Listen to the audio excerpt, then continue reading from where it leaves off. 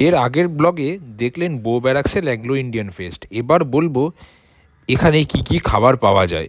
23 ডিসেম্বরের ফেস্টে আমরা গেছিলাম, আপনারা 31 ডিসেম্বরের ফেস্টায় যেতে পারেন। প্রথমে আসতে পারেন পাউচিং, এখানকার চাইনিজ খাবার খুবই ভালো হয়। এরপরে স্টলটাই হচ্ছে হংকং কিচেন। এখানে চিকেন সসেজ, চিকেন কাবাব, চিকেন লেগ ইত্যাদি অনেক রকম চাইনিজ ফাস্টফুড পাওয়া যায়।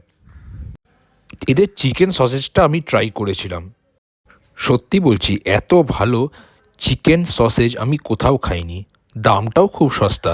এরপর গেলাম ডায়োনিস কিচেনে। এদের মিট বল এবং ফিশ বল স্যুপটা খুবই ফেমাস। মিট মানে কিন্তু এখানে পক মিট। সত্যি কথা বলতে মিট বল স্যুপটা অসাধারণ হয়েছিল।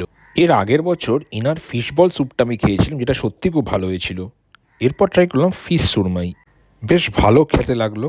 এখানে এলে সুরমাই আর মিট বল স্যুপটা প্লিজ ট্রাই করবেন। এরপর গেলাম এর পাশের দোকান অ্যারোমা অফ এশিয়াতে প্রন চিপস ট্রাই করতে। এদের এখানেও ফিশ বল স্যুপ, চিকেন বল স্যুপ পাওয়া যায়। এদেরটা আমার মোটামুটি খেতে লেগেছে। এটা থেকে আমি ডাইনিংটাকেই বেশি রিকমেন্ড করছি ফিশ বল স্যুপ এবং মিট বল স্যুপের জন্যে। প্রন চিপসটাও আমার খেতে মোটামুটি লেগেছে।